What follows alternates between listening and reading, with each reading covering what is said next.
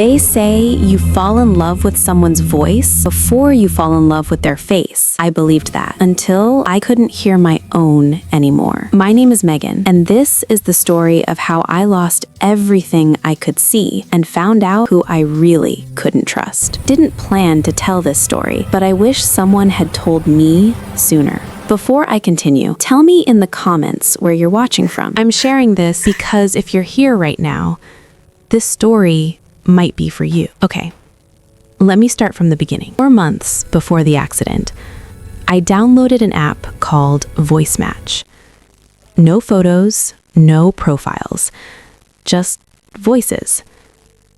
You record a 30-second intro, and the algorithm matches you with someone based on tone, cadence, the way you laugh. I thought it was gimmicky, but I was also tired of swiping left on guys who looked perfect and felt empty. Hi, I'm Megan. I'm a voice actor in Portland. I spend my days narrating other people's love stories, and I guess I'm hoping to find my own. 2 days later, I got a match. His name was Ryan, and the first time I heard his voice, I knew. Hey Megan, I'm Ryan. I build tech for a living. But honestly, I think we've forgotten how to actually hear each other. That's why I'm here. Talked every night for 4 months. About everything.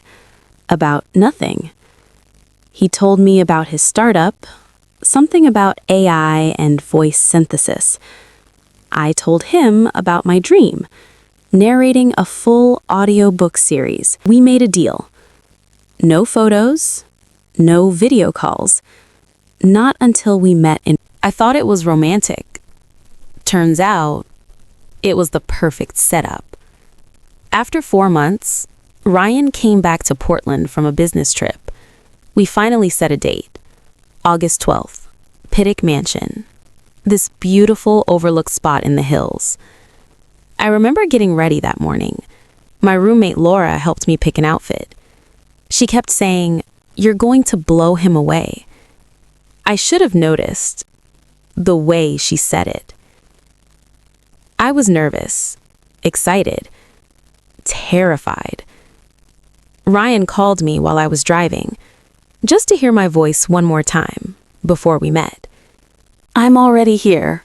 I'm nervous. Are you nervous?" "Terrified." "Good. Me too." That was the last normal conversation I ever had. I don't remember the impact. I remember seeing Ryan's photo for the first time. We'd finally exchanged pictures, right before I left.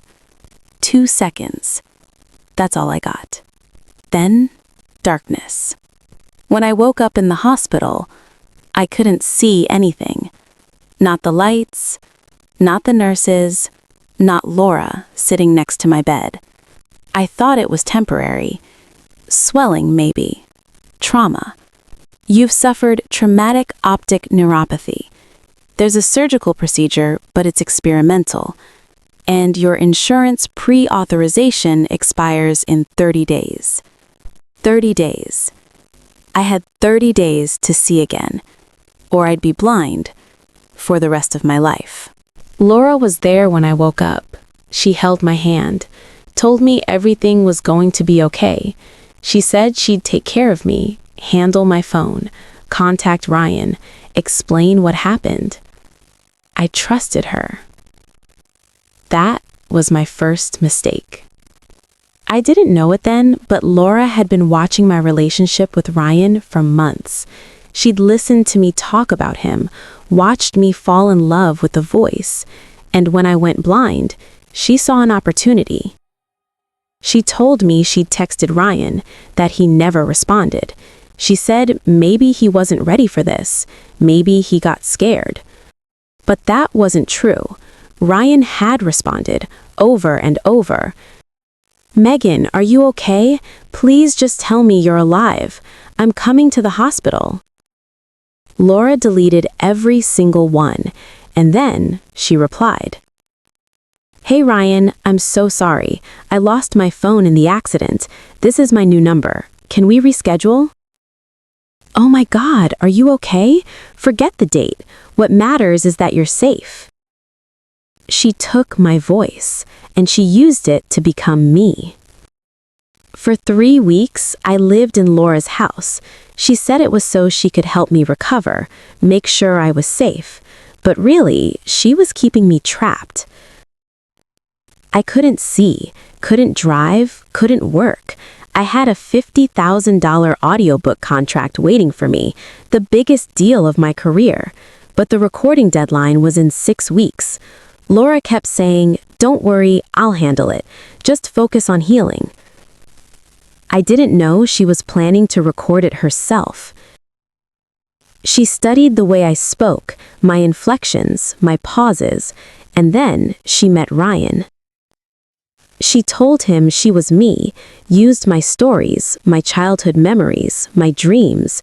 Ryan said later that something felt off, that her voice sounded different in person, but she explained it away, said the accident had changed her, and he believed her. Because why wouldn't he? He'd fallen in love with a voice, and she was giving him one. Meanwhile, I was sitting in the dark, asking Laura every day, did Ryan call? Did he text? Does he know what happened? And every day, she'd say the same thing. No, Meg, I think he moved on. I'm sorry. I believed her, because she was my best friend. 3 weeks after the accident, Ryan proposed. Not to me, to her. I found out through Instagram. Still couldn't see, but I had a screen reader app. It would describe photos to me. Image, woman's hand wearing diamond engagement ring, posted by @LauraLivesAuthentic. I thought it was a mistake. I asked my neighbor to read me the caption. It says, "My best friend is engaged." There's a picture of Laura and some guy. She's wearing the ring. That's when I knew. She didn't just take Ryan. She took my entire life. You've been pretending to be me? I was protecting you. From what? From yourself, Megan. Look at you. You're blind. You can't even get to the bathroom without hitting a wall. You think you could handle a relationship, a career? I'm doing you a favor. He'd never love you like this. But me? I can give him the life he wants. And you can still have the surgery. I'll make sure of it. You should be thanking me. She locked me in a room that night, took my phone, my laptop, my voice, and I realized I had 10 days left before my insurance expired. 10 days to get the surgery or lose my sight forever. And she controlled everything. I want to tell you that I fought back immediately, that I was strong and brave and figured it all out. But the truth, I was terrified. I spent 2 days in that room trying to figure out what to do. I couldn't see, couldn't call for help, couldn't prove who I was, but I could hear. 15 steps from the bed to the door, 3 steps to the bathroom. Kitchen timer goes off at 6 p.m. every night, and I had one thing Laura didn't know about. A voice-activated assistant. Hey Siri, call 911. Calling emergency services. Laura heard it, ran in, hung up before it connected, but it was enough. What are you doing? You're going to ruin everything. Good. That's when I heard his voice. Laura? Who are you talking to? Ryan! Ryan, I'm up here! Ryan had started to suspect something was wrong. His business partner ran a background check on Laura, found her Instagram, noticed that all the photos showed her face, not mine. He didn't understand it, but he knew something wasn't right. Ryan searching online, Megan Chen, on my real profile, my old audiobook samples, and he recognized the voice. Ryan's face, realizing, horror, Megan. When he showed up at Laura's house, she tried to explain, tried to spin it, make it sound like she was helping me. But then he heard me scream. Ryan running upstairs, kicks open the locked door. And for the first time since the accident, someone saw me. Ryan, staring at Megan, disheveled, thin, scared, but defiant. Ryan, Megan? Megan. Ryan? She hears his voice, starts crying. I can't see you, but I know it's you. Ryan drops to his knees in front of her, takes her hands. I'm so sorry. I should have known. I should have... Megan, you're here now. That's what matters. Wiping her eyes. Megan's Instagram was still live streaming. She'd been recording herself getting ready for some day-in-the-life video, and 100,000 people watched the whole thing unfold in real time. The locked door, the lies, the confrontation, comments flooding in. OMG, is she holding her hostage? This is actual fraud. Call the police, Megan. Her career ended in 15 minutes. Mine was just beginning again. The surgery. 24 to 27 minutes. Megan.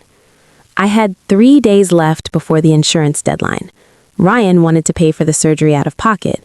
I said no. Ryan, frustrated. Megan, I have the money. Let me help you. Megan. I don't need your money, Ryan. I need your voice. Ryan, confused. Megan. His company, Ecotech, partnered with a vision restoration research program. They needed test cases, real patients for experimental procedures. In exchange for participating, I'd get the surgery for free. And after I recovered, I'd voice their AI training data. Ryan, smiling. You're incredible, you know that? Megan. I'm stubborn. Ryan. Same thing. Operating room. Surgery was experimental. 50-50 chance of success. Had to wait 48 hours before they'd remove the bandages. 2 days of not knowing if I'd ever see again. Ryan sitting beside her bed, reading aloud. Ryan stayed the whole time. Read to me, talked to me, reminded me that even if the surgery didn't work, we'd figure it out. Megan's voice cracked slightly. I loved him for that. Not because he stayed, but because he meant it. Day 3. The bandages came off. Everything was blurry at first. Shapes, light, shadows. I can see something. The doctor. That's good. Keep blinking. Let your eyes adjust. And then I saw him. Ryan, smiling nervously, eyes wet. Hi. Megan, smiling through tears. Hi. She reaches up, touches his face. You look exactly how you sound. Ryan, laughing. Is that a good thing? It's perfect. They both cry, forehead to forehead. I got my sight back, but more than that, I got my voice back. 6 months later, I recorded that audiobook, made $50,000, paid off my student loans, started a podcast called Voices in the Dark about disability, tech, and trust. It hit 500,000 downloads in the first month. Megan in a recording booth, professional setup. Ryan and I got married at Pittock Mansion, the place we were supposed to meet the first time. Wedding photo. Megan and Ryan, smiling. Laura went to trial, pled guilty to fraud and false imprisonment. She's rebuilding her life now. I hope she finds something real. Megan looks directly at camera. People ask me if I regret the accident, if I wish I'd just stayed home that day. And honestly, I don't know. Because if it hadn't happened, I wouldn't have learned what I was really made of. I fell in love with a voice. I lost my sight. I was betrayed by someone I trusted. But I found out who I really was. And that's worth seeing. Megan leans forward slightly, sincere, not salesy. If this story helped you see things differently, share it with someone who might need it, and subscribe, because this is how stories like this reach people before they make the wrong decision with family, friends, or their future. She nods once, Megan putting on headphones, back in the recording booth. If you or someone you know is experiencing financial abuse or false imprisonment, please reach out to National Domestic Violence Hotline, 1-800-799-7233. For vision loss resources, National Federation of the Blind, nfb.org.